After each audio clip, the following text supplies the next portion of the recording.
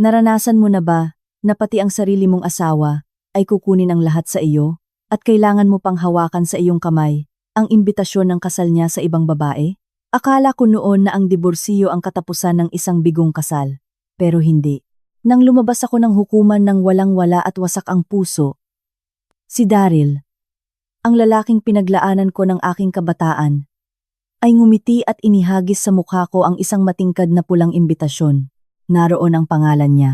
At ang pangalan ng babaeng sumingit sa buhay ko sa loob ng 2 taon, at ang mansyon na nagkakahalaga ng 100 milyong piso, na dati ay tinatawag kong tahanan. Ngayon, sa kanya na lang ang lahat. Akala ko na wala na ang lahat sa akin hanggang sa tumingin sa akin si tatay. At nagsabi ng isang pangungusap, "Huwag kang umiyak. Pumunta ka sa kasal. Magkakaroon ng magandang palabas. Ciao Meng sa aming channel. Bago tayo magsimula, sabihin niyo naman kung saan kayo nanonood. Gusto naming malaman. Sana ay magustuhan niyo ang kapanapanabik na kuwentong ito." Sa sandaling iyon, hindi ko naintindihan, pero pagkatapos ng gabing iyon, naunawaan ko na ang ilang pagbagsak ay hindi katapusan, kundi simula ng isang paghihiganti na magpapatawag sa traidor ng habambuhay. Nang hapong iyon, ang langit sa Maynila ay kulay abo.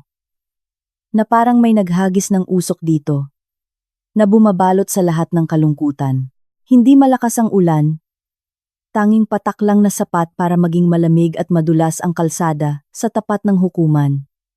Ang mga kotse ay sunod-sunod na dumadaan. Ang kanilang mga ilaw ay sumasalamin sa aspalto bilang malabong batik ng liwanag. Tulad ng aking kalooban sa mga sandaling iyon, gulong-gulo, pagod, at walang-wala kaya wala na akong maramdaman ng malinaw. Nanatili ako sa ilalim ng portiko ng gusali, hawak pa rin ang bagong pirmahang papeles ng diborsiyo. Hindi ko pa nailalagay ang mga ito. Ang papel na iyon ay manipis, ngunit parang isang matalim na kutsilyo na humiwa sa 11 taon ng aking kabataan.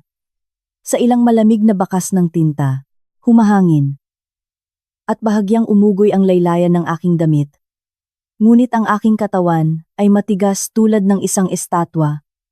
10 taon, 5 taon ng pagmamahal sa isang lalaki, pagkakatiwala sa kanya, pamumuhay para sa kanya. Para lang sa araw na ito, ay lalabas ako sa lugar na ito, nang walang-wala, walang bahay, walang asawa, walang anumang matatawag na pamilya. Napatawa ako. Isang tuyong tawa na kahit ako mismo ay nakakita ng kakaiba. Sa mismong sandaling iyon, isang maikling busina ang tumunog sa harapan ko. Tumingala ako. Ang pamilyar na itim na Mercedes ay nakaparada sa tapat, makintab at malamig. Bumukas ang pinto at lumabas si Daryl. Gaya ng dati, malinis ang puting kamisa. May mamahaling relos sa pulso. Nakasuklay ang buhok. Ang kaakit-akit na mukha na dating ipinagmamalaki ko. Ngunit ngayon ay puro pandidiri lang ang nararamdaman ko. Sa tabi niya, bumaba rin si Ren. Suot niya ang isang kremang kulay na damit. Ang kanyang figura ay payat. Ang mukha ay banayad na ini-makeup, ngunit matatalim ang mga tampok. Ang kulot na buhok ay malumanay na bumagsak sa kanyang balikat. At ang kanyang pulang labi ay kumurba sa isang bahagyang ngiti, ang ngiti ng isang nagwagi. Si Ren, ang babaeng nakipagtalik sa aking asawa, sa loob ng 2 taon sa likod ko. Magkasama, para silang perpektong mag-asawa. At ako, nakatayo roon sa ilalim ng basang portiko. Parang isang estranghero sa sarili kong buhay. Sinubukan kong lumayo. Ngunit ang boses niya, malambing tulad ng hangin, ngunit malamig tulad ng kutsilyo, ang pumigil sa akin. "Zainab," tawag niya. Hindi ko alam kung bakit. Ngunit sa pagkarinig pa lang ng pangalan ko, lumubog ang puso ko. Bagaman sumisigaw ang katinoan ko na hindi na karapat-dapat ang lalaking iyon. Humarap ako, at direktang tiningnan siya sa mata. "May iba pa ba?"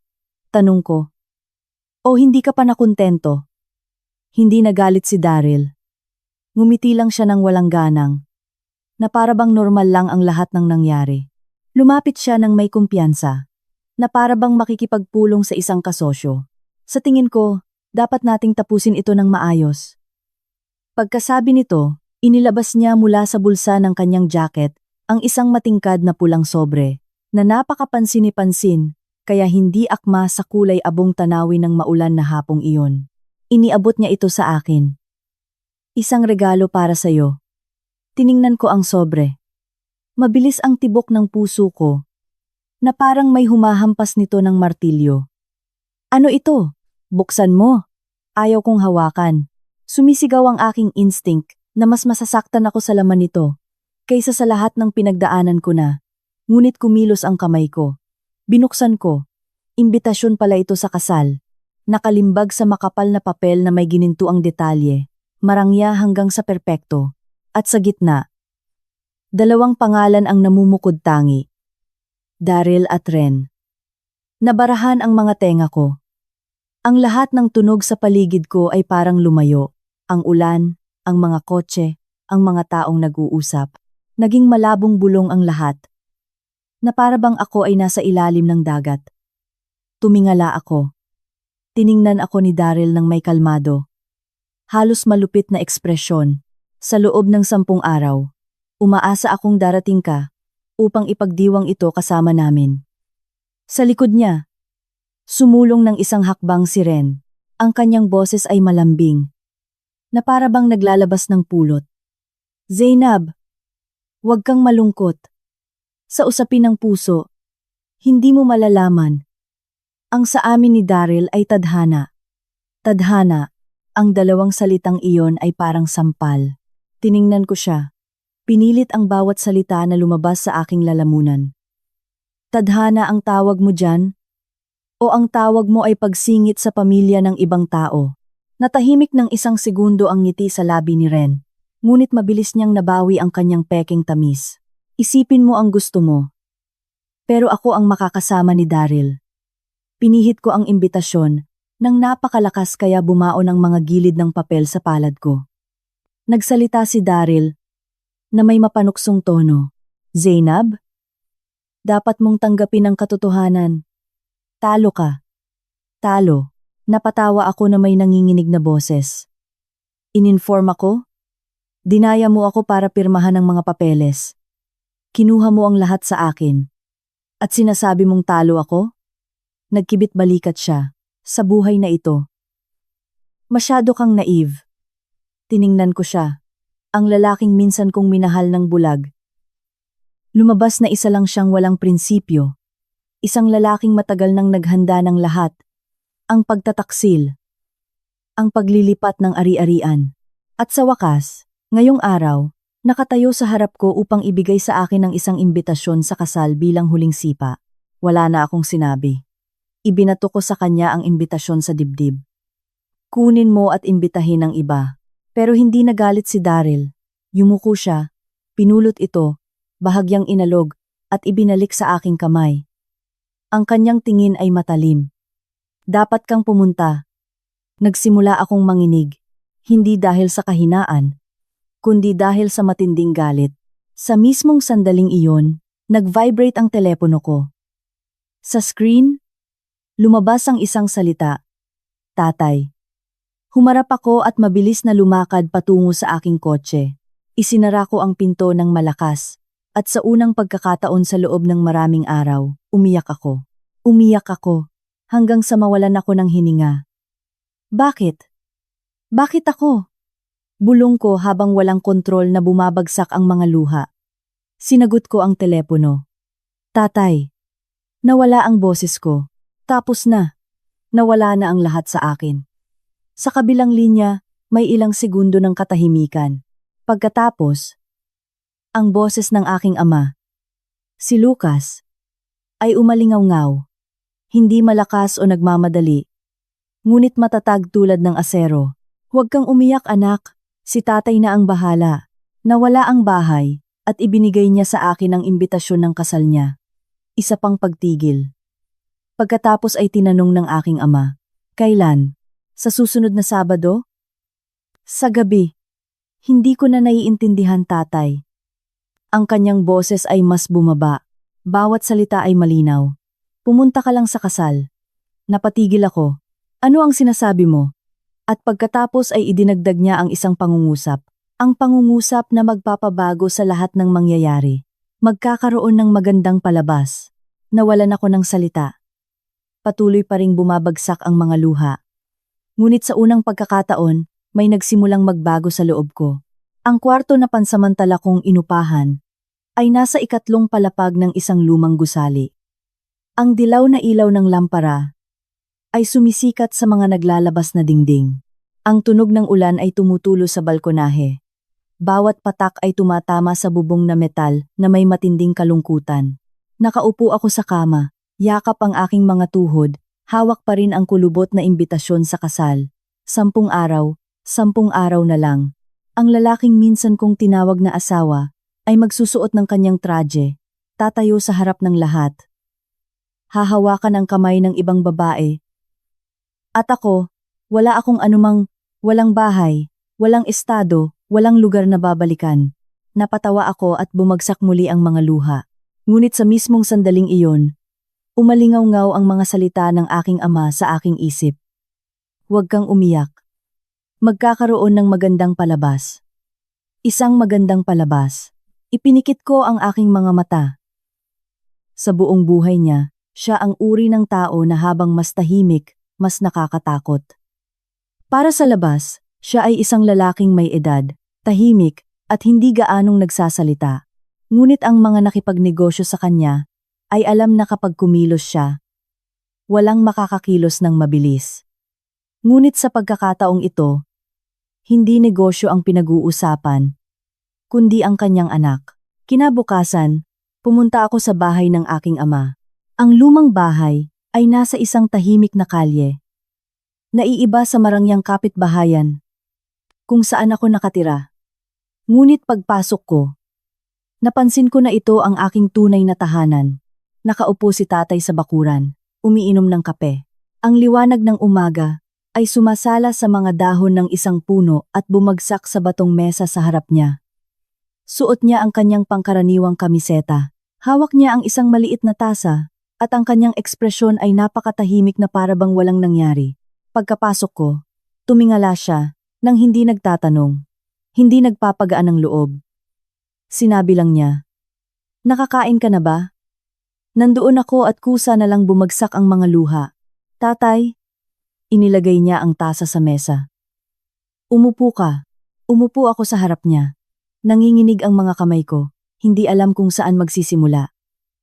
Tinitigan ako ng aking ama, nang matagal at pagkatapos ay dahan-dahang sinabi, "Sapat na ba ang iyak mo?"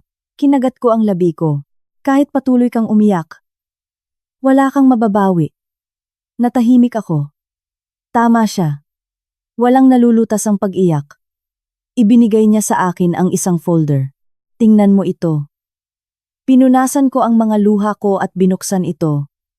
Sa unang pahina, natigilan ako. Ito ang record ng pagbili ng 100 milyong pisong mansyon. Tatay. Ito! Sumipsip ng kape ang aking ama. Ang kanyang boses ay walang pagbabago. Talaga bang naisip mo na kay Daryl ang bahay na iyon? Bigla akong tumingala. Hindi. Ang mga papeles ay nakapangalan sa kanya. Ngumiti ng may pag-asa ang aking ama. Isa sa mga ngiting nakita ko na dati. Kapag may malaking problema ang isang tao, masyado ka pa ring naive. Mabilis ang tibok ng puso ko. Anong ibig mong sabihin? Hindi siya agad sumagot. Nagbuklat pa siya ng ilang pahina ng folder at huminto sa isa. Basahin mo ng mabuti ang linyang ito. Yumuko ako. Annex ito ng kontrata. Ngunit may isang pangungusap na nagpatigil sa akin. Pinagmulan ng karagdagang kapital. Personal na investment ni G. Lucas Harake. Tumingala ako ng dilat ang mga mata. Tatay, ito ang pera mo. Halos hindi ako makahinga, ngunit akala ko binigay mo na sa kanya. Tiningnan niya ako ng matalim. Na binigyan kita ng paraan upang mabuhay, ay hindi nangangahulugang hahayaan kong magnakaw ang iba sa iyo. Nagsimula akong manginig. Kaya, ibig sabihin, yumuko ang aking ama. Ang kanyang boses ay mas bumaba. Ang mansyon na iyon ay hindi kailanman ganap na sa kanya. Nanlamig ang aking likod. Pero ang mga titulo ay ang nakikita lang ng mga tao. Mahina niyang kinatok ang mesa. Gamit ang kanyang daliri, Ang tunay na mahalaga ay ang nasa likod ng mga papeles. Nagsimula akong umunawa, ngunit hindi pa rin ako naglakas loob na maniwala. Ang kanyang tingin ay hindi na tingin ng isang ordinaryong ama, kundi ng isang taong handang-handa na sa lahat. Pumunta ka lang sa kasal. Lumubog ang puso ko. At pagkatapos, ngumiti siya ng bahagya. Ang pinakamagandang palabas ay dapat na ipakita sa maraming tao para maging masaya. Lumunok ako. Tatay, kailan niyo po ito inihanda? Hindi siya sumagot. Isang pangungusap lang ang sinabi niya na nagpalamig sa aking dugo. Simula nang ipakilala mo siya sa akin. Napatulala ako. Tatay, alam niyo po ba na gagawin niya ang ganito? Umiling siya. Hindi ko alam. Pero alam ko na ang mga taong tulad niya ay maaga o huli ay magpapakita ng tunay nilang kulay. Nabalot kami ng katahimikan. Tiningnan ko ang lalaking nasa harap ko. Sa unang pagkakataon sa buhay ko, masuwerte ako na maging anak niya. Nang hapong iyon, nang umalis ako sa bahay ng aking ama, tumigil na ang ulan. Medyo luminaw ang langit, ngunit ang puso ko ay ganap na naiiba. Hindi na ako ang babaeng pinagtaksilan na nawalan ng lahat. Naghintay ako, naghintay sa araw ng kasal, naghintay sa sandali na magbabago ang lahat. Sa ibang lugar, tiyak na abala si Daryl sa paghahanda ng kanyang pangarap na kasal. Hindi niya alam, at hindi rin alam ni Ren, na ang imbitasyon na inihagis niya sa mukha ko noong nakaraang araw ay magiging tiket na magdadala sa kanya sa isang bangungot na hindi niya kailanman malilimutan. Nang gabing iyon, maliwanag na maliwanag ang mansyon na nagkakahalaga ng 100 milyong piso sa BGC. Ang mga gintong ilaw ay sumisikat mula sa malalaking bintana na sumasalamin sa maliit na swimming pool sa hardin. Kumikinang na parang isang panaginip ng karangyaan na minimithi ng marami. Sa sala, ang mga bagong sofa ay napalitan ng mas maliliwanag na kulay at ang mga kurtina ay napalitan ng napakamahal na imported na tela. Lahat ay may bagong tatak, ang tatak ng ibang babae. Nakatayo si Ren sa gitna ng sala, dahan-dahang umiikot na may ngiti ng kasiyahan sa kanyang labi. Ang ganda. Iba talaga ang level. Wala man lang katulad ng dati kong apartment. Lumapit siya para hawakan ang marmol na mesa. At pagkatapos ay tumingin sa paligid, na parang iniinspeksyon ang isang bagong bili. Kita mo mahal. Kaunting retouch lang ang kailangan para magmukhang ganap na naiiba. Nasa likod niya si Daryl. Nakasuksok ang mga kamay sa bulsa, tinitingnan ng pamilyar na espasyo na ngayon ay napakakaiba sa kanya. Wala nang bakas ng dati, ni ang mga muwebles na pinili ko, ni ang anumang bagay mula sa nakaraan. Oo, ngayon, ito na ang tahanan natin. Sabi ko na sa'yo, lahat ng sa kanya, babaguhin ko. Isang pangungusap na sinabi ng basta-basta, ngunit parang isang kutsilyo na pumuputol sa lahat ng alaala, na minsan ay nag-exist sa bahay na iyon. Lumapit si Daryl at niyakap siya sa baywang. Huwag kang magmadali. Pagkatapos ng kasal, pwede nating i-renovate ang lahat. Ibinagsak ni Ren ang kanyang ulo sa balikat niya na may malambing na boses. Gusto kong burahin ang anumang bagay na may kinalaman sa kanya sa lalong madaling panahon. Kinakabahan ako kapag nakikita ko ang mga gamit niya kung saan-saan. Tumawa si Daryl. Kalma. Mula ngayon, ikaw lang ang narito. Sa labas, nagsimulang lumakas ang hangin. Malumanay na umuugoy ang mga puno sa hardin. Ang kanilang mga dahon ay bumubulong habang nagbabanggaan. Biglang lumamig ng bahagya ang hangin. Sa kabila ng pagiging bukas ng mga ilaw sa bahay, naramdaman ni Ren ang lamig. Hindi ka ba nilalamig? Guni-guni mo lang yan. Binitawan siya ni Daryl at lumapit sa bar cabinet para magbuhos ng 2 baso ng alak. Heto, uminom tayo. Ngayon ang ating unang opisyal na araw sa ating bagong bahay. Kinuha ni Ren ang baso. Ngunit ang kanyang mga mata ay walang malay na tumingin sa pinto. Sa kung anong dahilan, may nararamdaman siyang hindi komportable, na para bang hindi siya tinatanggap ng bahay na iyon. Bandang 10 ng gabi. Sa mismong pagkakaupo nila sa sofa, may kumatok sa pinto. Tok! Tok! Tok! Pareho silang nagulat. Padabog na inilapag ni Ren ang baso sa mesa. Sino kaya sa ganitong oras? Sumimangot si Daryl. Hindi ko alam. Muling kumatok, dahan-dahan at ritmiko. Hindi sila mapilit, ngunit nagdudulot ng lamig. Tok tok tok. Titingnan ko kung sino. Sabi ni Daryl habang tumayo. Hinawakan ni Ren ang braso niya. Mahal, kinakabahan ako. Hating gabi na. Baka ang security guard lang ng subdivision. Binitawan siya ni Daryl. At lumakad patungo sa pinto. Bumukas ang malaking kahoy na pinto. Sa labas ay isang lalaking nasa 50s. Nakasuot ng madilim na traje at may daladalang briefcase. Walang emosyon ang kanyang mukha. Ngunit malamig ang kanyang tingin. Sino ka? Hindi agad sumagot ang lalaki. Tinitigan niya si Daryl at dahan-dahang sinabi, Ikaw ba ang may-ari ng bahay na ito? Sumimangot si Daryl. Oo. Bakit? Bahagyang tumango ang lalaki. Perfect.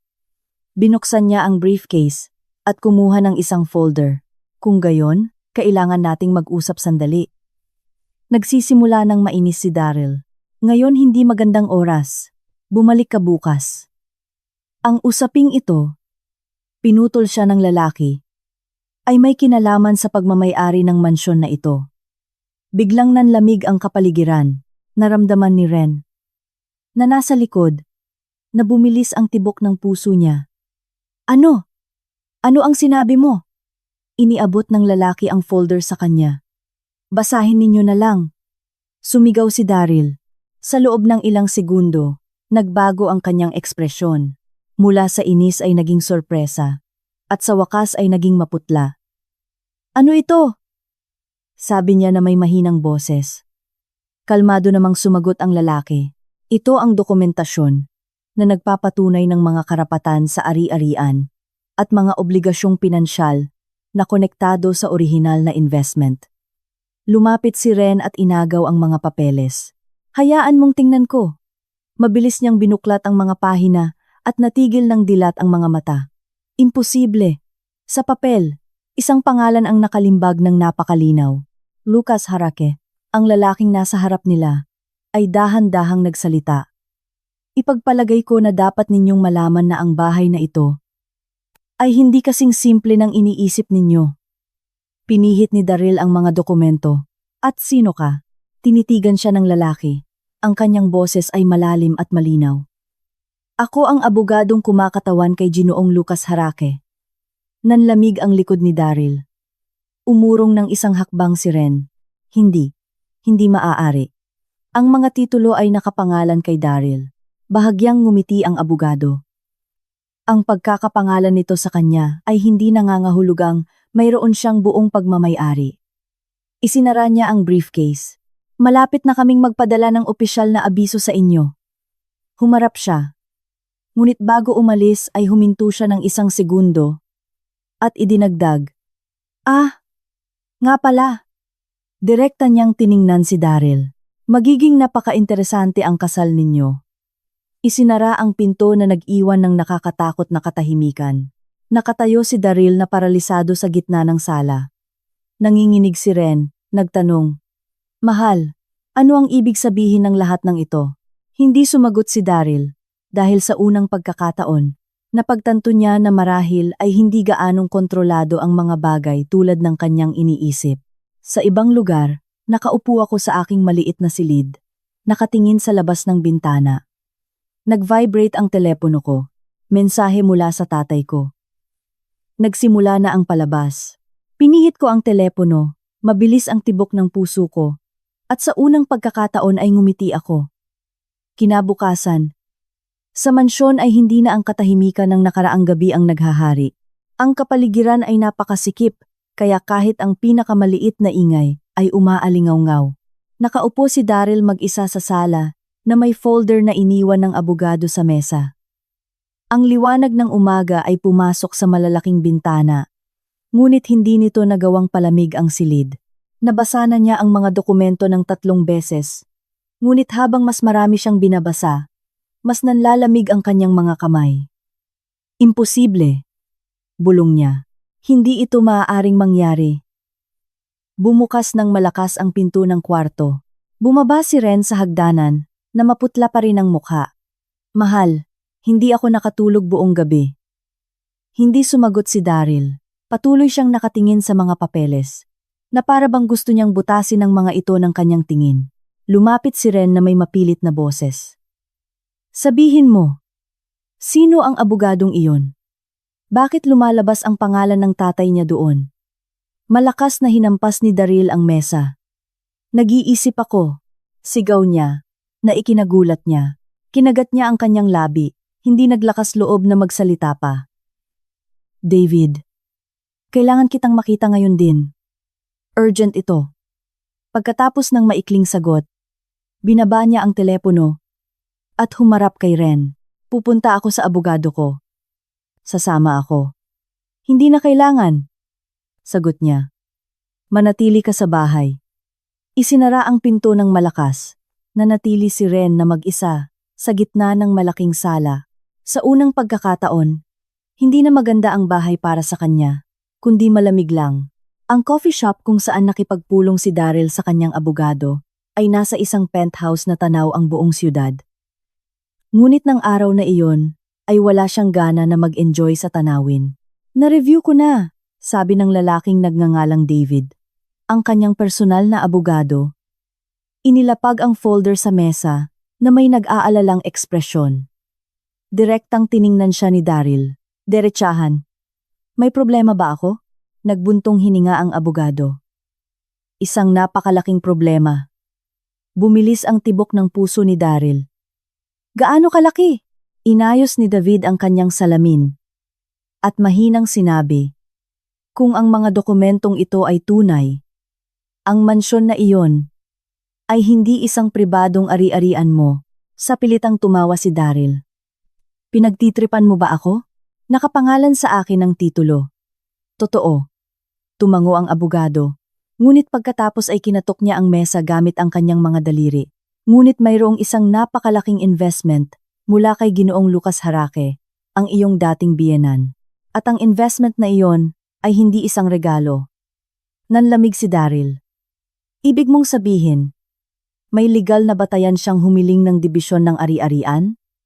Mas masahol pa, maari siyang humiling ng pag-embargo sa ari-arian kung mapapatunayan niya na may intensyon ng maling pagkuha o pandaraya. Nanginginig ang tasa ng kape sa harap ni Daryl. Hindi maaari. Tiningnan siya ng abogado. Pumirma ka ba ng anumang dokumento nang hindi binabasa ng maingat? Natahimik si Daryl. Isang malabong alaala ang sumagi sa kanyang isip. Ang mga pagkakataong binigyan niya si Zainab ng mga papeles upang pirmahan, ang pagmamadali upang tapusin ang mga transaksyon, ang pakiramdam na kontrolado ang lahat. Ngayon, ang lahat ng iyon ay bumalik bilang isang bitag. Pinihit niya ang kanyang mga kamay. Kaya, maari kong mawala ang bahay? Hindi agad sumagot ang abogado. Sinabi lang niya, kung ang kabilang panig ay seryoso, hindi lang ang bahay ang mawawala sa iyo. Tumingala si Daryl. Ano pa? Maaari kang maharap sa mahaba at magastos na litigasyon. At kung mapatunayan nila na inilipat mo ang mga ari-arian, sa mapanlinlang na paraan. Huminto siya. Magkakaroon ka ng mas malalaking problema. Naging mahirap huminga. Nanatili si Daryl na hindi gumagalaw. Naramdaman ang malamig na pawis sa kanyang likod. Nang hapong iyon, bumalik siya sa mansyon. Sumugod si Ren sa kanya. Anong nangyari, mahal? Inihagis ni Daryl ang folder sa mesa. Magulo. Anong gulo? Hindi siya agad sumagot. Naglakad siya sa silid at huminto sa harap ng malaking bintana. Maaring hindi natin mapapanatili ang bahay. Naramdaman ni Ren na para siyang tinamaan ng kidlat. Ano ang sinabi mo? Sigaw niya. Umurong siya ng may namumulang mata. Anong ibig mong sabihin na hindi natin ito pwedeng panatilihin? Bahay natin ito. Humarap si Daryl na puno ng pagkabigo. Sa tingin mo ba simple lang ito? Ang tatay ni Zainab ay matagal nang inihanda ang lahat. Umiling si Ren na takot na takot. Sinabi ko na sa mga kaibigan ko, sa pamilya ko, na pagkatapos ng kasal ay lilipat kami dito. Ipinikit ni Daryl ang kanyang mga mata, sinusubukang manatiling kalmado. Hindi pa sigurado na mawawala ito sa atin. Paano kung mawala ito sa atin? Sigaw ni Ren. Saan tayo titira? Ano ang ibibigay mo sa akin? Hindi mo ba naalala ang ipinangako mo sa akin? Ramdam ang tensyon. Tiningnan siya ni Daryl. At sa unang pagkakataon, hindi na malambing ang kanyang tingin, kundi puno ng pagkabagot. Huwag kang OA. Ang mga salitang iyon ay nagpalamig sa kanya. Ano? Ano ang sinabi mo? Sabi ko, kumalma ka. Bulong niya. Bulong niya. Aanong mga dalala? Wala pa ring kasiguraduhan. Napatawa ng mapait si Ren habang bumabagsak ang mga luha sa kanyang pisngi. Ang galing. Nang kailangan mo ako, sinabi mong mahal mo ako. Ngayon na may problema, sinasabi mong OA ako. Humarap si Daryl nang walang ganang makipagtalo. Ngunit sa mismong sandaling iyon, lumabas ang unang bitak sa pagitan nila. Pagkalipas ng 3 araw, halos lahat ng imbitasyon sa kasal ay naipadala na. Ang hotel ay na-reserve, ang dekorasyon ay handa na, at ang listahan ng mga bisita ay puno ng mahahalagang tao. Lahat ay sumusunod sa plano, ngunit si Daryl lang ang nakakaalam na unti-unting gumuguho ang pundasyon ng kanyang mundo. Nang gabing bago ang kasal, mag-isa si Daryl sa kanyang opisina. Nakatingin sa mga ilaw ng syudad. Nag-vibrate ang telepono niya, isang mensahe mula sa isang hindi kilalang numero. Walang pangalan, walang sender, isang linya lang. Huwag kang umasa na mapapanatili mo ang lahat. Pinihit niya ang telepono. Sino ito? Sa ibang lugar. Nakaupo ako sa harap ng salamin. Sinusukat ang simpleng damit na binili ng tatay ko. Hindi ito damit pang okasyon. Hindi ito magarbo. Ngunit sapat na elegante. Tiningnan ko ang sarili ko sa salamin. Hindi na ako ang mahina na babae ilang araw na ang nakalipas. Nag-ilaw ang telepono ko. Isang mensahe mula sa tatay ko. Bukas, manood ka lang. Ngumiti ako. Sa unang pagkakataon, gusto kong dumating na ang kasal na iyon. Nang gabi ng Sabado, ang pinakamalaking 5-star hotel sa syudad ay kumikinang na parang palasyo.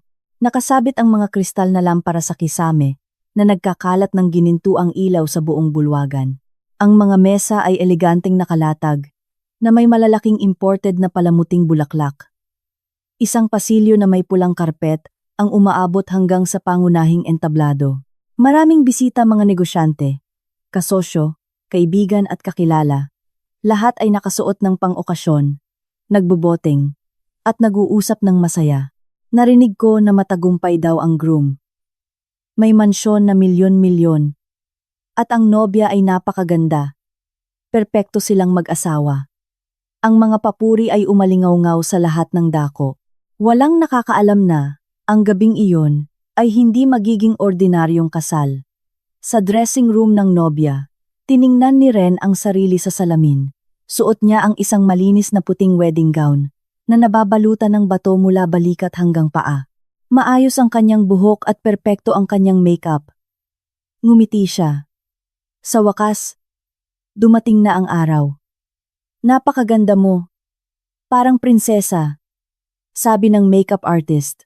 Bahagyang tumungo si Ren na may ngiti ng matinding kasiyahan. Klaro naman na kailangan akong maging maganda. Ngayon nagsisimula ang bago kong buhay. Isang bagong buhay. Isang buhay na pinaglabanan at pinagplanuhan niya sa loob ng 2 taon. Isang buhay kung saan naniniwala siyang siya ang nagwagi. Sa ibang silid, inaayos ni Daryl ang kanyang kurbata sa harap ng salamin.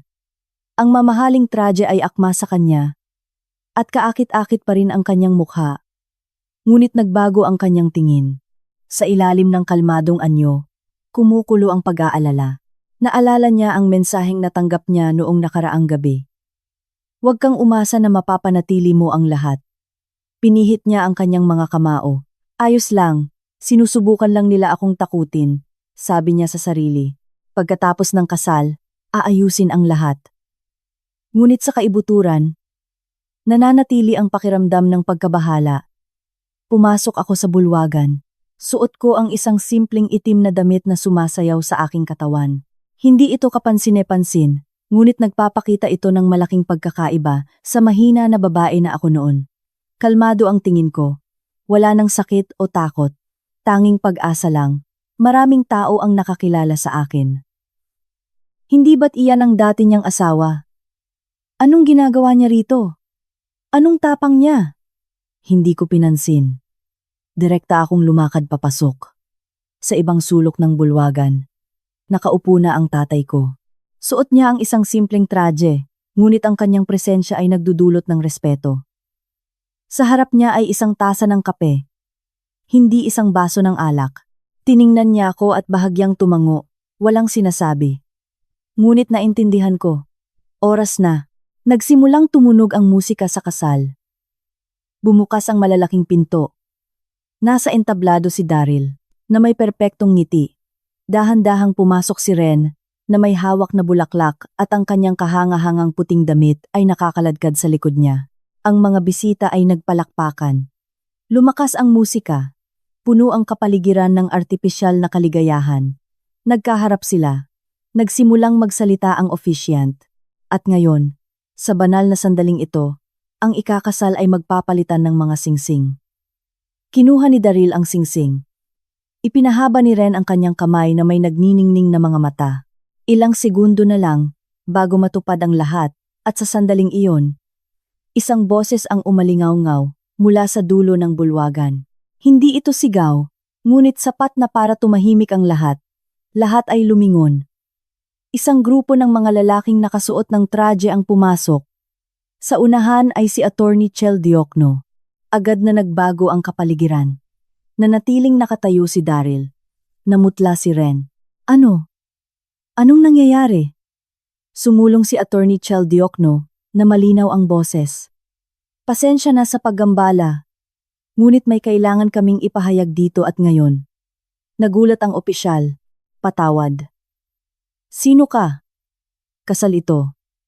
Kami ang mga legal na kinatawan. Ipinakita niya ang isang folder. At ito ay may kinalaman sa mga ari-arian na nakapangalan kay Ginoong Daryl Ruiz. Nagsimulang magbulungan ang buong bulwagan. Lumapit si Daryl sa kanya. Anong ginagawa mo? Kasal ko ito. Tinitigan siya ni Attorney Chel Diokno. Tiyak na kaya namin napili ang sandaling ito. Takot na takot si Ren. Hinila siya. Daryl, ano ito? Binuksan ni Attorney Chel Diokno ang folder. Umalingaw-ngaw ang kanyang boses, at bawat salita ay parang nagpalamig sa hangin. Ang mansyon na nagkakahalaga ng 100 milyong piso ay kasalukuyang nasa legal na pagtatalo, at sa kahilingan ni Ginoong Lucas Harake, huminto siya at nagpatuloy. Kami ay nagpapatuloy na humiling ng provisional attachment ng ari-arian na may agarang bisa. Nagulantang ang bulwagan. Ano? I-embargo ang kanyang mga ari-arian? Pero, anong kasal ito? Napatulala si Daryl. Hindi maaari. Nanginginig si Ren. Sabihin mo. Nagpatuloy si Attorney Chel Diokno. At hindi lang iyan, binuklat niya ang isang pahina. Mayroon din kaming ebidensya ng mapanlinlang na paglilipat ng ari-arian sa panahon ng kasal. Naging puting-puti ang mukha ni Daryl. Kayo, sinisiraan niyo ako. Hindi ngumiti si Attorney Chel Diokno. Sinabi lang niya, mayroon kaming lahat ng kinakailangang ebidensya. Ang may kagagawan. At sa mismong sandaling iyon, isang malalim na boses ang umalingaw-ngaw mula sa mga manonood. Ako ang patunay. Lahat ay humarap. Nakatayo na ang tatay ko. Unti-unti siyang lumakad patungo sa entablado. Ang kanyang tingin ay malamig na parang yelo. Tiningnan siya ni Daryl na parang nakakakita ng multo. Huminto ang aking ama sa harap niya. Hindi siya sumigaw, hindi siya nanakit. Sinabi lang niya, sapat na ito. Natahimik ang buong bulwagan. At ako, mula sa ibaba, ay pinapanood ang lahat. At sa unang pagkakataon, naramdaman ko na nagsisimula ng umiral ang hustisya. Ang kapaligiran sa wedding hall ay bumigat. Daan-daang mata ang nakatingin sa entablado. Wala nang musika o tawanan. Tanging tensyon lang na naghihiwa sa hangin. Nandoon pa rin si Daryl na hawak ang singsing. Ngunit nanlalamig ang kanyang mukha. Ginoong Harake, mayroong sigurong hindi pagkakaunawaan. Sinubukan niyang sabihin, habang pinipilit na manatiling kalmado. Ngunit nanginginig ang kanyang boses. Tiningnan siya ng tatay ko, hindi nang may galit, kundi nang may paghamak. Hindi pagkakaunawaan, tumawa siya ng tuyo. Talaga bang naniniwala ka na sa edad ko, ay magpapalin lang ako sa isang tulad mo? Ang kanyang mga salita ay bumagsak na parang martilyo. Nagbulungan ang buong bulwagan. Si Ren, sa tabi niya, ay pinipisil ang kanyang wedding gown. Sir, ano ang ibig mong sabihin diyan? Humina ang kanyang boses. Nawawalan ng kumpiyansa na kasama niya nang pumasok. Hindi man lang siya tiningnan ng aking ama. Humarap siya kay Attorney Chel Diokno. Ipakita mo. Si Attorney Chel Diokno. Tumango. Binuksan niya ang kanyang briefcase at kumuha ng isang makapal na tumpok ng mga dokumento. Biglang, umilaw ang malaking LED screen sa likod ng entablado na ikinagulat ng lahat. Nagsimulang lumabas ang mga larawan isa-isa mga litrato, screenshots ng mga mensahe, bank transfers, mga resibo, at mga fragment ng audio recordings. Umualingaw-ngaw ang boses ni Daryl nang malinaw sa katahimikan ng bulwagan. Ilipat mo ang mga ari-arian sa pangalan ko unti-unti. Pagkatapos ng diborsiyo, wala nang matitira sa kanya. Nagkagulo ang publiko. Diyos ko! Ang kakilakilabot, plinano niya pala ang lahat mula sa simula. Patigilin niyo yan! Sigaw ni Daryl. Ngunit huli na ang lahat. Tumunog ang isa pang recording. Sa pagkakataong ito ay boses ni Ren. Magpasensiya ka lang, mahal. Pagkapirma niya ng lahat ng papeles, magpapakasal na tayo. Nanatili si Ren na hindi kumikilos. Hindi. Hindi iyan. Umurong siya. Halos madapa. Lumakas ang bulungan ng mga bisita. Kaya pala siya ang kabit. At ang galing umarte. Never ako nakakita ng kasal na ganito. Sumugod si Daryl kay Attorney Chel Diokno. Saan mo nakuha ang lahat ng ito? Ibinunyag lang namin ang katotohanan. Kalmadong sagot ni Attorney Chel Diokno. Sa sandaling iyon muling nagsalita ang tatay ko. Malalim ang kanyang boses, ngunit bawat salita ay bumaon sa pandinig ng lahat ng naroroon. Lahat ng akala mong sikreto, matagal ko nang alam. Biglang humarap si Daryl. Ikaw. Umiling ang tatay ko. Nagmasid lang ako. Lumakad pa siya ng isang hakbang. Akala mo matalino ka. Pero nakalimutan mo kung sino ang kinakalaban mo. Nakakatakot ang katahimikan. Si Ren, na malapit sa pagkabahala, ay nakiusap. Daryl, sabihin mo. Hindi sumagot si Daryl. Alam niyang totoo ang lahat at wala siyang takas. Ibinuklat ni Attorney Chel Diokno ang huling pahina at gusto naming ipahayag ang isa pang bagay. Pinigilan ng bulwagan ang hininga. Batay sa lahat ng ebidensya at legal na dokumentasyon, formal naming hinihiling ang pagpapawalang bisa ng kontrol sa mansyon. Hindi! Sigaw ni Ren. Kasabay nito, nagpatuloy si Attorney Chel Diokno at nagpapatuloy kami na maghain ng kaso para sa pandaraya sa ari-arian sa panahon ng kasal. Nalaglag ang singsing mula sa kanyang kamay at gumulong sa sahig na may tunog. Isang maliit na tunog na sa katahimikan ay parang huling punto. Nagsimulang tumayo ang mga bisita. Ang ilan ay umiling. Ang ilan ay nagre-record gamit ang kanilang mga cellphone. Ang ilan ay bumubulong. Ang pangarap na kasal ay naging sirkus. Si Ren ay tumingin sa paligid na desperado. Hindi. Hindi. Hindi ko pwedeng mawala ang lahat ng ganito. Humarap siya kay Daryl. Sabihin mo. Ipinangako mo sa akin. Parang multo si Daryl. Napakabilis ng pagbagsak ng lahat. Tumahimik ka. Sigaw niya. Tumahimik ako? Ikaw ang nagpasama sa akin dito. Sigaw ni Ren. Sabi mo, sa'yo ang bahay. Sabi mo, ayos na ang lahat. Humarap si Daryl na puno ng galit. Hindi ka rin naman banal.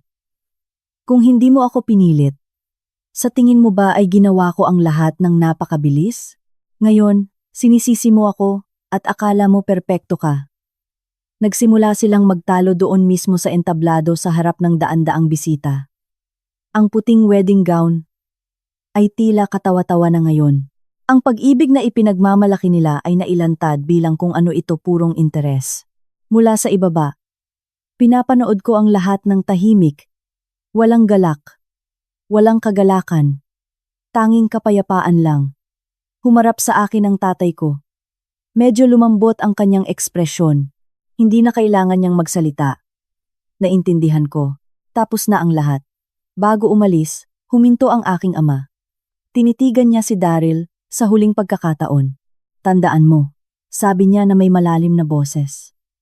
Ang presyo ng pagpapawalang halaga sa iba ay laging mas mataas kaysa sa iyong iniisip. Humarap siya. Sumunod ako.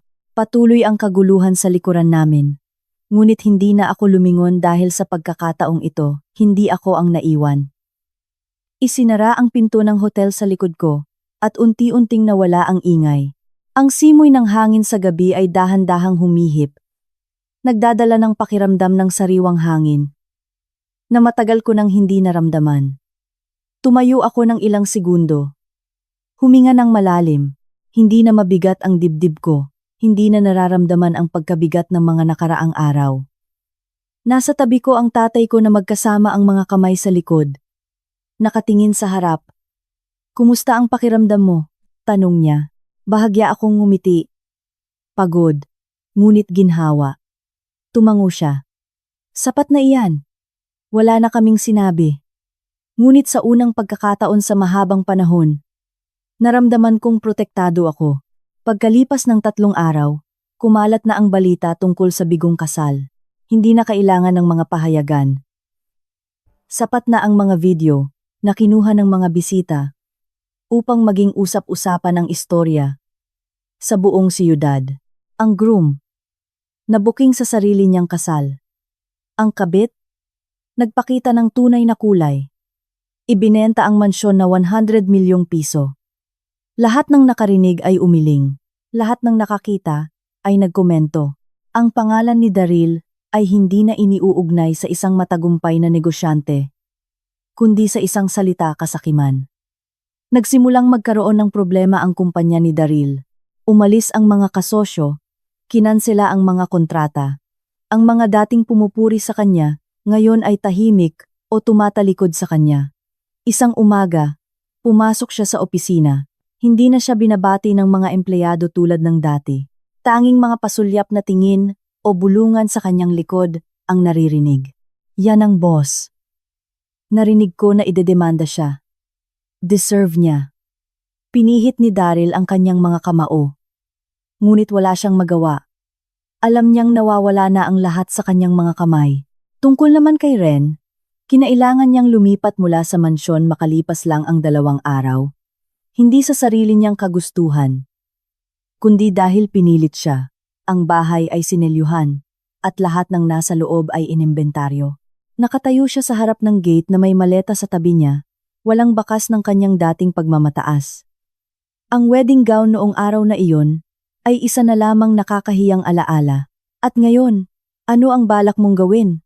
Tanong niya na may nanginginig na boses. Nanatili si Daryl na hindi sumasagot.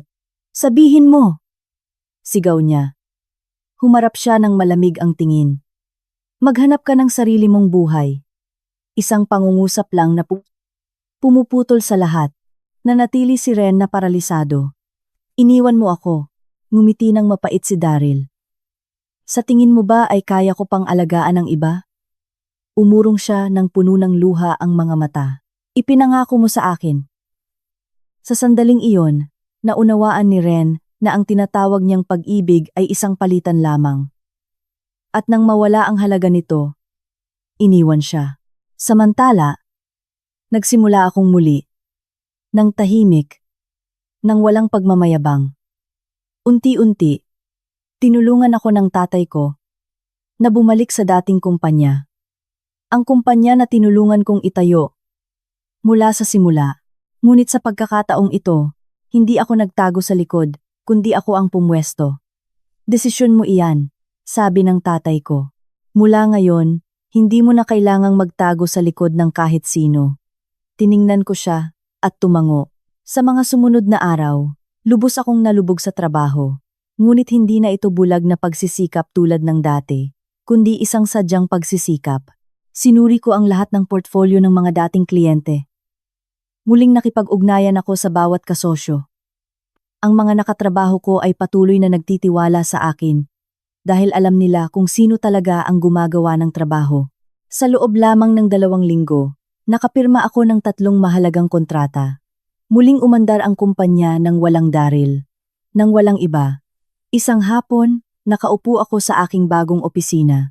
Sumisikat ang araw sa bintana. Nagliliwanag sa aking mesa. Tumingin ako sa labas. Malinis ang langit. Hindi na ito ang kulay abong langit.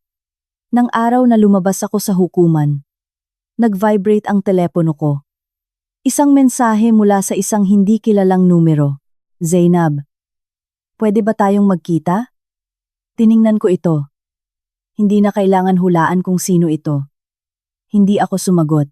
Binura ko lang ito at inilagay ang telepono sa mesa, nang malumanay at may determinasyon. Nang gabing iyon, umuwi ako. Nakaupo ang tatay ko, umiinom ng kape tulad ng dati. Umupo ako sa harap niya. Ayos ka lang ba? Tanong niya sa akin. Ngumiti ako. Ayos lang po ako. Tumango siya nang hindi na nagtanong pa, ngunit may kapayapaan sa kanyang mga mata.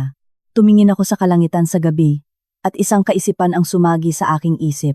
Kung hindi ko kinuha ang imbitasyon sa kasal ng araw na iyon, kung hindi ako pumunta, kung hindi sinabi sa akin ng tatay ko ang pangungusap na iyon, malamang ay umiiyak pa rin ako sa kotse, ngunit hindi na ako ang taong iyon. May mga pagkalugi na hindi katapusan, kundi ang paraan ng buhay upang pilitin kang gumising. Pagkalipas ng 3 linggo, mula ng gabing umalingaw-ngaw ang iskandalo ng kasal, na naging kalokohan sa buong syudad, dahan-dahang bumalik sa normal ang aking buhay. Ngunit hindi na ito ang dating buhay. Tapos na ang mga nagmamadaling umaga sa paghahanda ng mga bagay para sa iba. Tapos na ang mga gabi na naghihintay sa isang taong hindi kailanman darating sa oras. Tapos na ang pakiramdam ng takot, pagdududa, pagpapanggap. Ngayon, bumabangon ako tuwing umaga para sa sarili ko lang. At sa unang pagkakataon sa mahabang panahon, naramdaman kong magaan ako. Nang umagang iyon, sumasala ang araw sa manipis na kurtina ng aking opisina. Nagkakalat ng mainit na ginintuang sinag sa aking mesa. Naghahari ang katahimikan, tanging ang tunog lamang ng keyboard at ang malumanay na paglipat ng mga pahina ang naririnig. Sinusuri ko ang isang bagong kontrata, isang mahalagang proyekto. Isa sa mga dati ay susuportahan ko lamang mula sa anino. Ngayon, ako na ang gumagawa ng desisyon. May kumatok ng mahina sa pinto. Zainab, sabi ng receptionist. May isang taong gustong makita ka. Hindi ako agad tumingin. Sino? May maikling pagtigil. Sabi niya, Daryl daw ang pangalan niya. Huminto ang ballpen sa kamay ko. Hindi dahil sa sakit o sorpresa, kundi isang kakaibang pakiramdam na para bang naririnig ko ang pangalan ng isang estranghero na dating kilalang kilala ko. Papasukin mo siya. Ngunit ang lalaking nasa harap ko ay hindi na ang minahal ko. Nawala na ang kanyang malinis na anyo, ang kanyang kumpiyansa, lukot ang kanyang kamiseta, bahagyang magulo ang kanyang kwelyo, gusot ang kanyang buhok, at may malalim na eyebags na para bang hindi nakatulog ng ilang gabi. Nakatayo siya sa pinto, hindi naglakas loob na sumulong o umupo. Tiningnan lang niya ako. Zainab, sabi niya na may mahinang boses. Tumingala ako at direkta siyang tiningnan nang may di matinag na kapayapaan. May kailangan ka? Isang simpleng tanong. Ngunit nagpatigil sa kanya. Dahil napansin niya na hindi na ako tumitingin sa kanya tulad ng dati. Wala nang lambing o pag-asa. Tanging distansya lang. Lumunok siya. Gusto kong kausapin ka. Bahagya akong tumango. Ginagawa mo na. Nandoon siya ng ilang segundo na para bang nangangalap ng lakas. Sa wakas, sabi niya, nawala ang lahat sa akin. Hindi ako kumilos. Ngumiti siya. Isang baluktot ng ngiti. Malapit na ang kumpanya sa pagkalugi. Iniwan na ako ng mga kasosyo. Ang bahay, hindi ko rin napanatili. Tiningnan niya ang kanyang mga kamay. Wala na akong natitira. Patuloy akong tahimik. Hindi dahil sa lamig, kundi dahil wala na akong nararamdaman na sakit. Tumingala siya. At sa unang pagkakataon, ay nakita ko sa kanyang mga mata ang tunay na kahinaan. Zainab, nagkamali ako. Napakatahimik ng silid na maririnig ang paghinga. Ano ang gusto mo? Tanong ko sa kanya. Marahil ay inaasahan niyang tanungin ko siya kung bakit o paano mo nagawa, ngunit hindi. Hindi na ako nangangailangan ng mga sagot. Lumapit siya ng isang hakbang. Gusto kong bumalik sa'yo.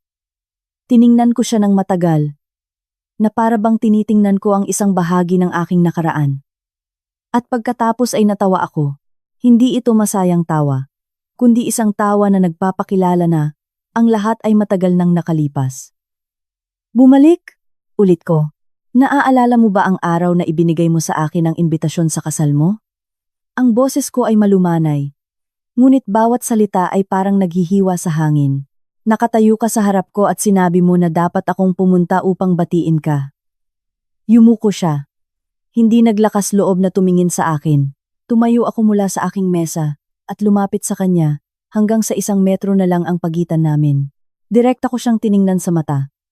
Naaalala mo ba ang sinabi mo sa akin? Sinabi mo. Huminto ako. Umiling ako. Kung gayon, bakit ka babalik ngayon? Hindi siya makasagot. Nanatili siya doon, na parang isang taong hinubaran sa publiko. Mahina akong nagbuntong hininga. Hindi mo nawala ang lahat dahil sa akin. Sabi ko, habang tinititigan siya. Nawala mo ang lahat dahil sa iyo. Ipinikit niya ang kanyang mga mata. At lumubog ang kanyang mga balikat. Humarap ako. Ayaw ko nang tumingin. Umalis ka. Ang boses ko ay napakalumanay, ngunit matatag. Nandoon siya ng matagal, na para bang may gusto pang sabihin. Ngunit sa huli, wala siyang sinabi. Lumakad lang siya ng tahimik at umalis. Isinara ang pinto nang walang ingay. Ngunit parang isang kabanata ng aking buhay ang isinara magpakailanman. Nanatili ako nang hindi kumikilos ng ilang segundo. Walang luha, walang panginginig, walang nostalgia. Nagbuntong hininga lang ako, nang mahaba at magaan. Napakagaan, na pati ako mismo ay nagulat. Dati, inakala ko na kung babalik si Daryl upang sabihing nagkamali siya. Tiyak na makakaramdam ako ng sakit, magdududa, manghihina, ngunit hindi. Dumating na ang sandaling iyon. At napagtanto ko ang isang bagay. Ang damdamin ay maaaring napakalalim. Ngunit kapag sapat na itong nasaktan, maaari rin itong mamatay sa pinakamahabang katahimikan. Bumalik ako sa aking mesa, umupo, at ipinagpatuloy ang kontrata na iniwan kong hindi tapos.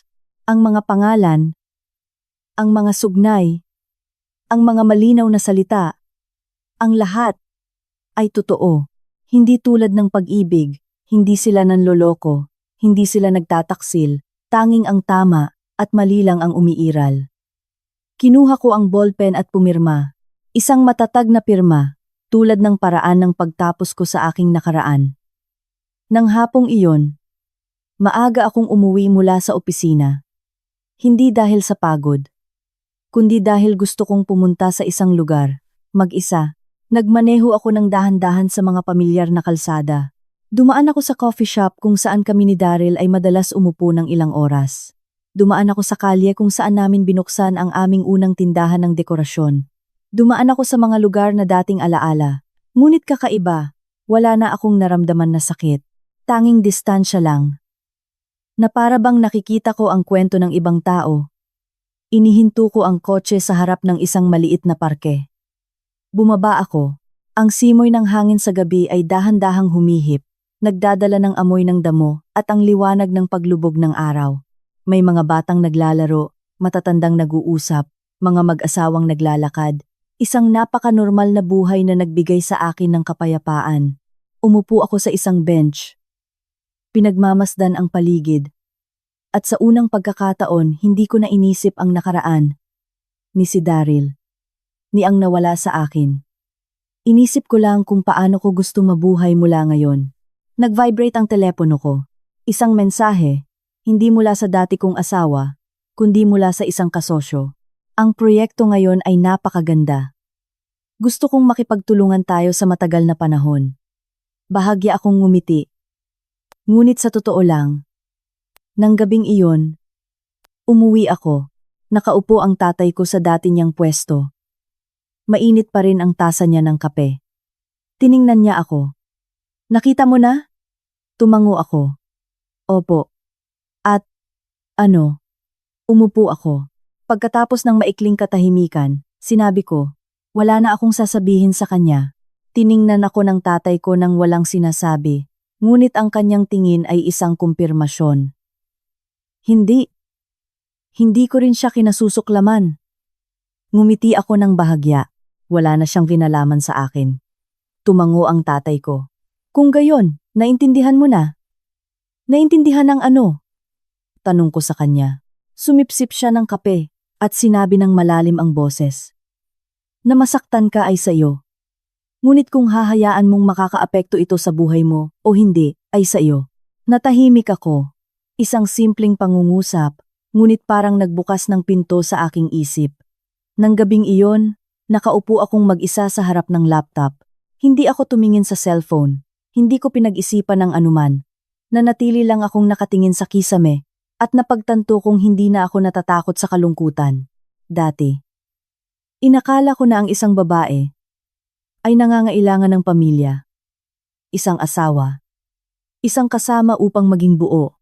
Ngunit ngayon ay naintindihan ko na ang kaganapan ay dumarating kapag huminto ka na sa pagdepende sa sinuman upang maramdaman na ikaw ay sapat.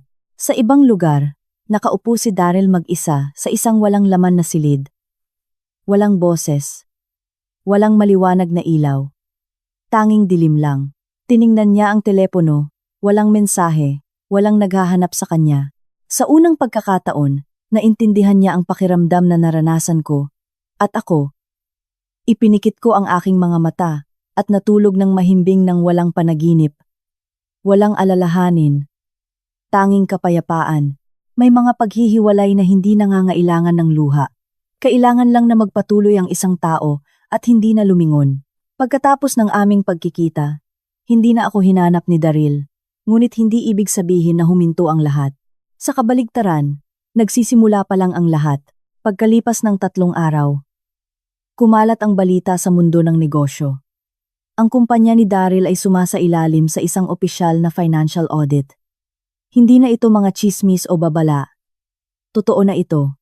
Ang kanyang mga account ay sinuri, ang kanyang mga kontrata ay sinisiyasat, at ang mga kahina-hinalang paglilipat ng pera ay nagsimulang lumabas. Ang dating itinuturing niyang katusuhan, ngayon ay naging ebidensya laban sa kanya. Sa kanyang dating opisina, tensyonado ang kapaligiran. Ang mga empleyado ay nagtitipon-tipon at bumubulong. Narinig ko na isasara daw. Hindi ko alam kung makukuha pa ba natin ang sahod natin ngayong buwan. Mas mabuti na maghanap ng ibang trabaho. Nang pumasok si Daryl, walang bumabati sa kanya o tumatayo. Tanging mga palihim na tingin na mabilis na lumalayo. Nandoon siya sa gitna ng silid, naramdaman sa unang pagkakataon na parang estranghero sa lugar kung saan siya ang dating boss. Sa mismong sandaling iyon, bumukas ng malakas ang pinto. Pumasok si Ren. Nang walang abiso, nang walang katok. Ang kanyang mukha ay hindi na nagpapakita ng kahinaan ng aming huling pagkikita, kundi isang matalim na tensyon. Daryl, sabi niya na may matalim na boses. Kailangan nating mag-usap. Sumimangot siya. Anong ginagawa mo rito? Hindi ako dumating para magtanong. Dumating ako para sabihin. Tingnan mo na lang ang sarili mo. Binuksan ni Daryl ang mga ito. Sa loob ng ilang segundo nagbago ang kulay ng kanyang mukha. Ito si Ren. Ikinrus niya ang kanyang mga braso na may malamig na boses. Ang pera na nilipat mo sa akin. Bakit mo ito inirehistro bilang collaboration sa communication? Natawa siya ng mapait. Sa tingin mo ba ay tanga ang mga inspektor?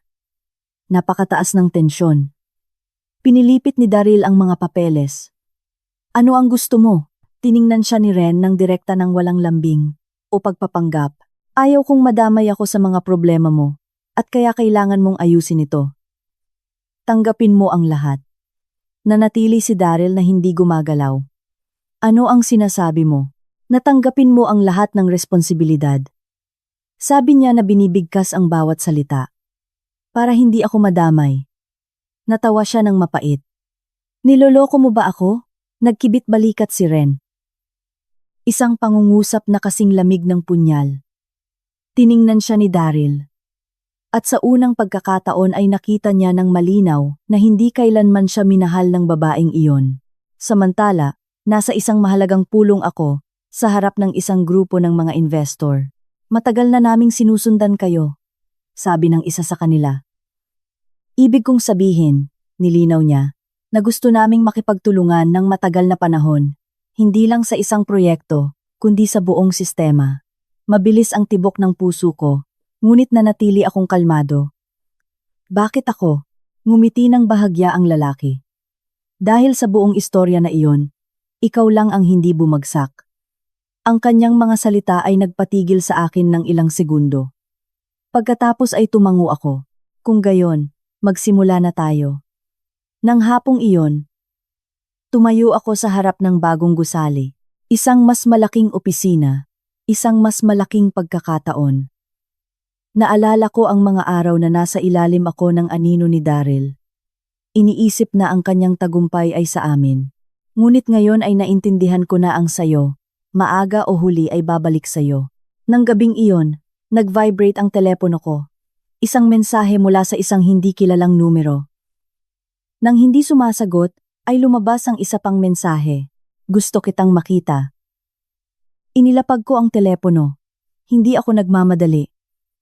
Alam kong kapag nagsisimula, nang hanapin ka ng mga tao, ay dahil wala na silang ibang pagpipilian.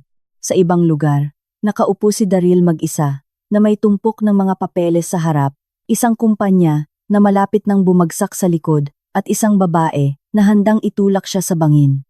Ipinikit niya ang kanyang mga mata sa unang pagkakataon.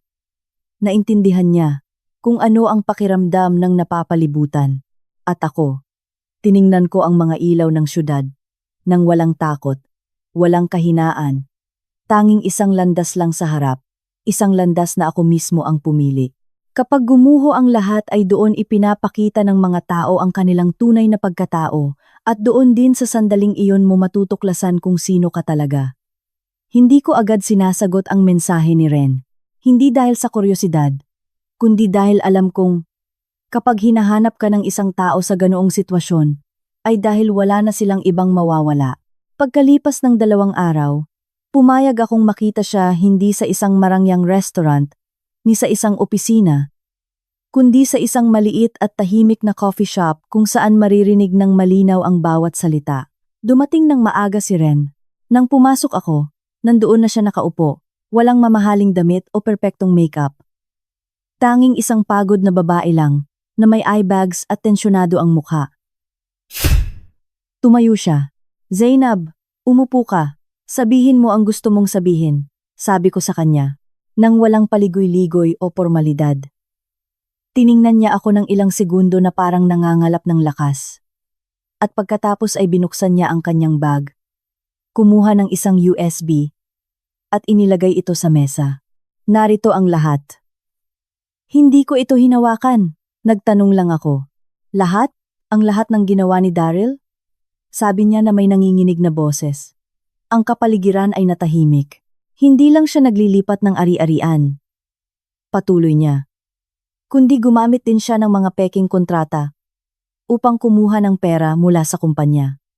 Tiningnan ko siya hindi nang may sorpresa, ngunit naramdaman ko ang lamig. Kailan mo pa alam? Yumuko siya.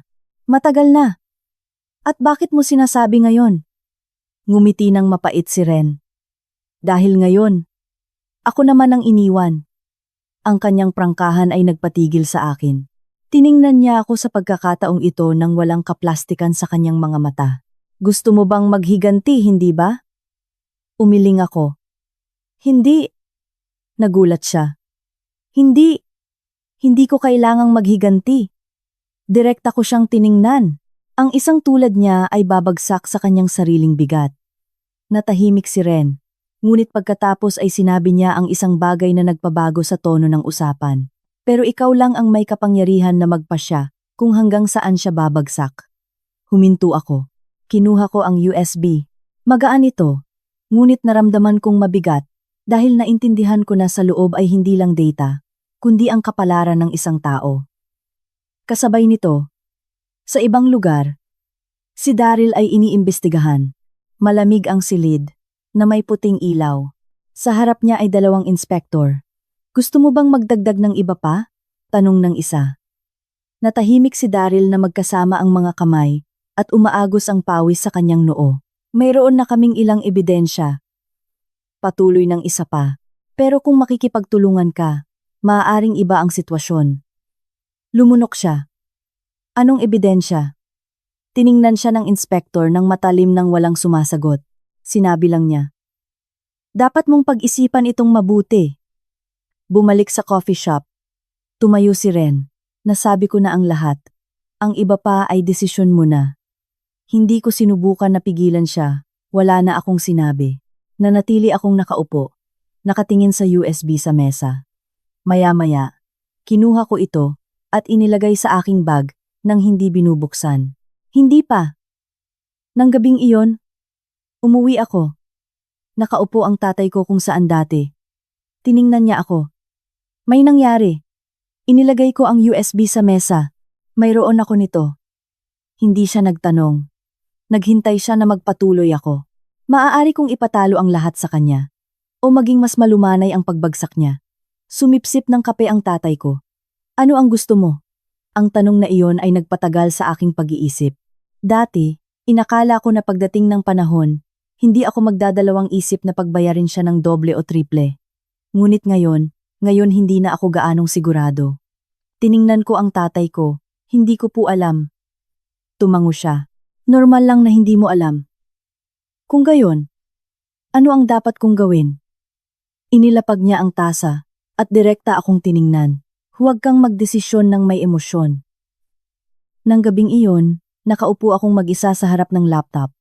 Isinaksak ko ang USB. Sa isang click, lahat ay maaaring magsimula, ngunit huminto ako. Ipinikit ko ang aking mga mata. Huminga ng malalim, at sa wakas ay bahagyang ngumiti at pinatay ang screen. Kinabukasan, tumawag ako. David, mayroon akong para sa iyo. May katahimikan sa kabilang linya. Naintindihan. Sabi niya. Ayusin mo ito ayon sa batas. Idinagdag ko. Hindi sobra, hindi kulang. Sa ibang lugar. Nakatanggap si Daryl ng bagong abiso. Binasa niya ito nang nanginginig ang mga kamay. Sa pagkakataong ito, wala nang takas at ako. Lumabas sa kalye. Maliwanag at masigla ang araw. Hindi ako nangangailangan ng paghihiganti. Kailangan ko lang ng hustisya. Ang isang malakas na tao ay hindi ang naghihiganti, kundi ang sapat na matalino, upang hindi maging katulad ng mga taong nanakit sa kanya. Pagkalipas ng 1 linggo matapos kong ibigay ang USB kay attorney Chel Diokno, nagsimulang kumilos ang mga bagay. Nang tahimik, nang walang pagmamayabang, ngunit may katumpakan. Nang umagang iyon, habang nakaupo ako sa aking opisina, nag-vibrate ang telepono ko. Isang maikling mensahe mula kay David. Tapos na. Isang salita lang. Ngunit naintindihan ko na natapos na ang lahat. Nang hapong iyon, naging publiko ang balita. Hindi ito mga tsismis o bulong, kundi isang opisyal na conclusion. Natukoy na nagkaso si Daryl ng financial fraud. Nailantad ang mga illegal na transaksyon. Ibinunyag ang mga huwad na kontrata. Formal na huminto sa operasyon ang kumpanya. Walang mga dramatikong eksena, walang direktang nakasaksi. Sa isang sulok ng syudad, nakaupo si Daryl mag-isa. Sa isang maliit na silid. Walang mansyon, walang malaking opisina. Tanging isang lumang mesa, isang upuan, at isang lalaking wala ng anuman. Hawak niya ang opisyal na abiso. Binabasa ito ng paulit-ulit, ngunit walang makapagpapabago. Ang kanyang nanginginig na mga kamay ay sa wakas bumagsak. Walang buhay sa kanyang tabi. Wala ang kanyang tingin. Umilaw ang kanyang telepono. Hindi ito mensahe mula sa akin o mula sa sinumang kilala. Ito ang huling abiso mula sa bangko. Na-block na ang kanyang account. Natawa siya. Isang tuyong tawa. Walang laman. Wala nang galit o poot, tanging pagsisisi. Kasabay nito, natanggap din ni Ren ang balita. Nakatayo siya sa harap ng pinto ng kanyang simple na inupahang apartment, nakatingin sa telepono na maputla ang mukha. Hindi maaari. Bulong niya. Nalaglag ang telepono mula sa kanyang mga kamay. Bumagsak siya sa sahig na umiiyak ng walang pagpipigil. Walang kasama. Walang sinumang maaasahan. Ang lalaking, sa tingin niya, ay magbibigay sa kanya ng bagong buhay, ay hindi na makapagligtas sa kanyang sarili. At ako, natanggap ko ang balita ng tahimik, walang galak, walang kagalakan. Nang hapong iyon, maaga akong umuwi mula sa trabaho. Hindi dahil sa pagmamadali o pagod, kundi dahil gusto kong pumunta sa isang lugar. Bumalik ako sa dating mansyon. Sarado ang gate. Walang ilaw o boses, tanging isang tahimik na espasyo. Nandoon ako ng matagal. Ang mga lumang alaala ay sumagi sa aking isip. Ang mga unang araw ng paglipat, ang mga hapunan, ang mga pagtatalo, ang mga pagkakataon na sinubukan kong iligtas ang isang bagay na sira na. Ngumiti ako ng walang lungkot. Walang nostalgia. Tanging isang bahagyang pasasalamat na binulong ko. Nang hindi ko alam kung kanino. Marahil sa nakaraan. Humarap ako at umalis nang hindi lumilingon. Nang gabing iyon, umuwi ako. Nasa bahay ang tatay ko kung saan dati. Tiningnan niya ako. Tumango ako. Tapos na. Hindi na siya nagtanong pa. Sumipsip siya ng kape at sinabi, "Kumusta ang pakiramdam mo?" Inisip ko sandali. "Magaan." Sagot ko. Tumango siya. "Sapat na iyan." Umupo ako sa tabi niya. Nakatingin sa maliit na bakuran. Dahan-dahang humahangin. Inuugoy ang mga puno. Ang lahat ay napaka-normal. Ngunit alam kong lumipat na ang aking buhay sa isang bagong pahina.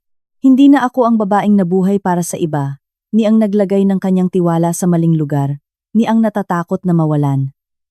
Ako ay isang tao na nakakakilala sa sarili niyang halaga. Nang gabing iyon, natulog ako ng mahimbing. Nang walang panaginip, walang iniisip, tanging tunay na kapayapaan. Ang hustisya ay maaaring magtagal. Ngunit hindi nito kailanman nakakalimutan ang sinuman. Isang taon pagkatapos, ang siyudad ay pareho pa rin. Patuloy pa rin ang pagmamadali ng mga tao. Patuloy pa rin ang pagningning ng mga ilaw. Patuloy pa rin ang buhay. Ngunit para sa akin, naiiba ang lahat. Nakatayo ako sa harap ng bintana ng aking bagong opisina. Sa isang mataas na palapag na tanaw ang buong syudad. Isang bagong pinirmahang proyekto, isang mahalagang kontrata ang natapos, matatag ang trabaho. Balanse ang aking buhay. Tapos na ang mga araw ng paghabol sa isang tao, ang mga gabing walang tulog dahil sa isang taong hindi karapat-dapat. Muling itinayo ko ang lahat yung mag-isa, dahan-dahan ngunit matatag. Bumukas ang pinto ng aking opisina. Isang empleyado ang pumasok. "Zainab, ngayong hapon ang meeting natin sa mga kasosyo." "Okay. Ihanda mo ang lahat, please." "Sige." Ngumiti siya at umalis. Sinundan ko siya ng tingin, at bigla kong napagtanto na naging ako ang taong dati kong hinahangaan, hindi dahil sa pera, kundi dahil sa lakas. Nang hapong iyon, pauwi na ako. Huminto ako sa isang lumang coffee shop. Hindi nagbago ang lugar. Parehong mesa, parehong sulok. Tanging ang taong nakaupo ang naiiba. Umorder ako ng kape. At umupo mag-isa. Walang lungkot. Walang kalungkutan. Tanging kalmado lang. Naalala ko na sa lugar na ito, madalas kong hintayin si Daryl ng ilang oras. Dati, inakala ko na ang pagmamahal ay ang pagtitiis, pagsasakripisyo, pagpapabaya. Ngunit ngayon ay naintindihan ko na ang tunay na pag-ibig ay hindi ka pinaparamdam na maliit. Nag-vibrate ang telepono ko. Isang mensahe ng walang pangalan, isang linya lang. Nagsisimula ako muli. "Hindi ko hinihiling na bumalik ka. Gusto ko lang sabihin na paumanhin. Binasa ko ito ng walang sorpresa, walang emosyon. Binasa ko at pinatay ang screen. Nang walang tugon. Hindi na kailangan. May mga paghingi ng tawad na wala ng kahulugan.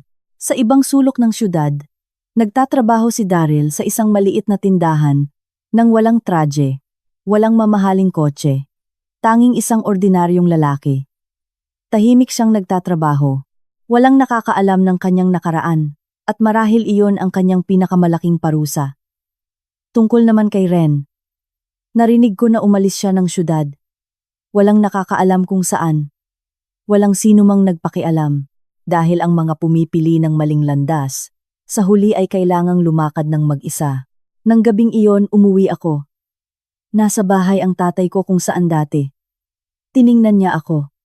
Kumusta ang lahat kamakailan? Tanong niya. Ayos po tatay. Ngumiti ako. Tumango siya nang hindi na nagtanong pa. Ngunit may ganap na kapayapaan sa kanyang mga mata. Umupo ako sa tabi niya. Kaming dalawa ay tahimik. Hindi namin kailangan ng mga salita upang magkaintindihan. Tiningnan ko ang bakuran. Dahan-dahang humahangin. Inuugoy ang mga puno. Isang pakiramdam ng kapayapaan ang bumalot sa akin. Bigla kong napagtanto na hindi ko na kailangang patunayan ang anumang bagay sa sinuman, ni ang aking tagumpay, ni ang aking kaligayahan. Dahil sa totoo lang, ayos na ako. Naglakad ako. Pumunta sa aking silid at tumingin sa salamin. Hindi na ako ang dating babae ni ang babaeng pinagtaksilan. Ako ay isang mas mahusay na bersyon ng aking sarili. Ngumiti ako ng bahagya.